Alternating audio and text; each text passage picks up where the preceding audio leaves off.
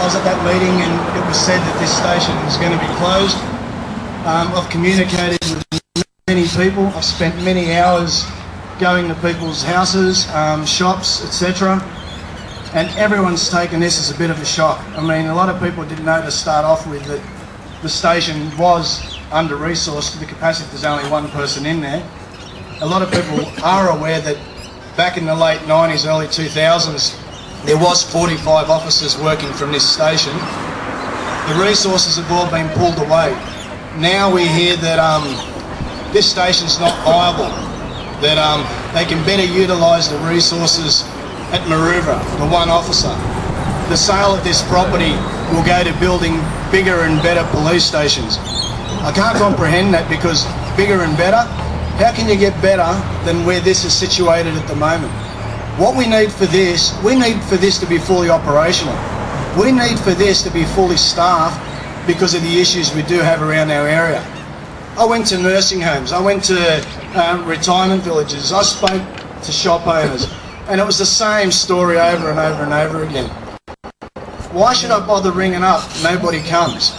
Why should I bother ringing up? They don't come for 2 hours, 3 hours. By then, nothing's happened, and they think that, you know, we're just drama because we just made this out of the top of our head. It's been a really, really hard task. I feel sorry for my wife, because for the last few weeks, she doesn't know what's hit her, because I've just been stuck to the computer, stuck on the phone, running around like a crazy person, you know, collecting petitions that people have signed, and they're contacting me. I've got into the heart of many, many people. I'm not a councillor, I'm not a politician. I'm a resident like all of you guys that are here today. And the passion that everyone has to try and keep this station alive because of all the problems we do have around here is something that I said to my wife, I'm not going to give up. I'm going to pursue this because I've got a lot of support. And the other day on the radio, Mr. Daly said that his best interest for all of us is to keep this open and restaff it and make it fully operational once again. You know, this is a crazy, crazy decision. You know, and we need all of us to write to Mr. Daly, our representative, to write to Randwick Council and write to the Mayor, and so he's got backup documentation that when this goes to Parliament, that now that we can say we, the community, weren't consulted with, but now we're consulting with you, right? We're telling you that you're not taking away our station. Our station is here to stay, and there's nothing that anyone's going to do, you know, to take it away from us. The opposition is totally in favour of keeping it open and fully operational, and I'm hoping that current government will wisen up and feel the same, because this is about the people, not about politics.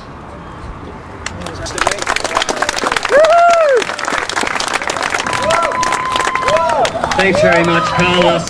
And I think first of all we should give Carlos a big round of applause for all the work that he's put into it, Councillor Belleli, with his assisting. You know, they tried to do it back in 1993 and we stopped them. They tried to do it again in 2001 and we launched a campaign to keep Randwick and Malabar Police Stations open, and we won. We stopped them again.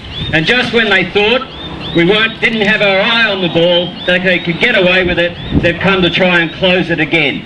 So when will this state government get it through their heads that they got to keep their grubby, greedy hands off Malabar Police Station? Randwick City Council, as Carlos said, is 100% committed to keeping Malabar Station open. Randwick Council is 100% committed to getting this station fully staffed and fully operational. The Leader of the Opposition, Mr Barry O'Farrell, sends his apologies today, but he sent a message for me to read to you. He says the Rees Labor government's decision to close Malabar Police Station shows that it's completely out of touch with what the community needs. This is another decision made by an incompetent Labor government which is punishing the community for its inability to manage the state's finances. It's a decision from a government that has chosen to spend $2 million of taxpayers' money on post-budget political spin doctoring instead of investing in local police stations such as the one here. The Eastern Beaches Local Area Command is currently 15 police officers under the authorised minimum strength, meaning our hard-working police officers have to go above and beyond the call of duty to cover the current shortage. Closing Malabar Police Station will only make it harder for an already overstretched police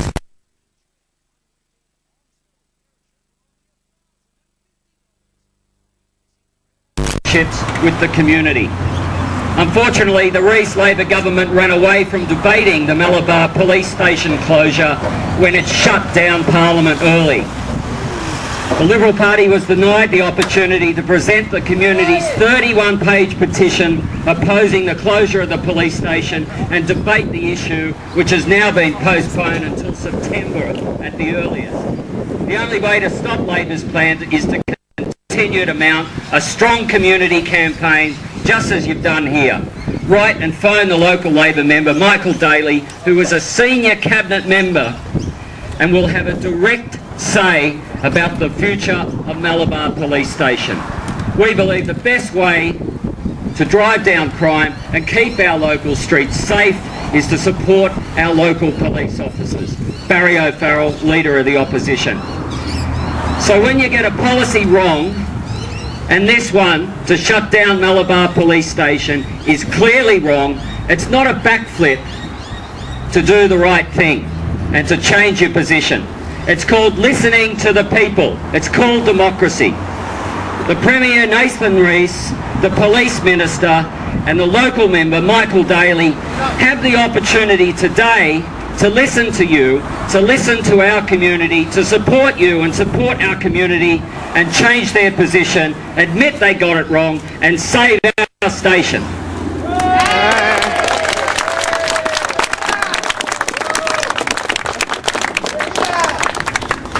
I'd just like to thank the Mayor for coming here today and supporting all of us. And on behalf of all of us, thank you so much for the speech, sir. We really appreciate your support. Next, I'll get us. I think when you write to the members of Parliament, you should also write to the federal member for Kingsford-Smith. Remember, federal funding goes into state law enforcement. Sir, I'm learning every day, and I've sent so many emails that I've started to irritate people who have said, can you please take me on your email list? I will take that in consideration. Not consideration, I will do that. I'll find out what his details are. And if I can, the most important thing is today, everybody write to Mr. Daly and tell him how you feel. But I thank Mr. Mayor for your speech, and now I invite Councillor Belleli to say a few words, followed by Anthony Andrews. Thank you. Good morning, ladies and gentlemen, boys and girls. I really appreciate you turning up today. It's not easy on our Sunday to turn up, but this is very important for the community. A lot of people are fearful for turning up, but I can tell you, you're the people that are behind the community, because you know, like I know, that we need police running from this police station 24/7.